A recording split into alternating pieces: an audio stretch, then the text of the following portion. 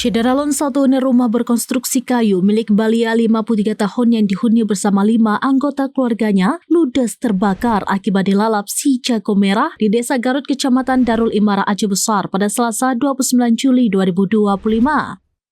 Akibat peristiwa kebakaran itu, ia bersama anggota keluarganya terpaksa mengungsi. Kaleksa Badan Penanggulangan Bencana Daerah atau BPBD Aceh Besar Ridwan Jamil mengatakan peristiwa kebakaran terjadi pada pukul 14.11 waktu Indonesia bagian Barat, di mana pihaknya menerima informasi adanya peristiwa kebakaran berkat laporan dari grup WhatsApp. Mengetahui peristiwa tersebut, pihaknya langsung mengerahkan petugas ke lokasi. Rumah yang terbakar diketahui adalah bangunan yang berkonstruksi kayu, sehingga kobaran api begitu cepat membakar seluruh bagian bangunan rumah. Akibatnya, seluruh harta benda milik korban juga tidak ada yang berhasil diselamatkan. Pihaknya mengerahkan 3 unit mobil armada kebakaran yang juga dibantu 5 armada dari Damkar Banda Aceh. Setiba di lokasi, api sudah membumbung tinggi dan menghabiskan seluruh bangunan. Petugas melakukan blokade api guna mencegah api merambat ke rumah lainnya yang berdekatan dengan rumah korban.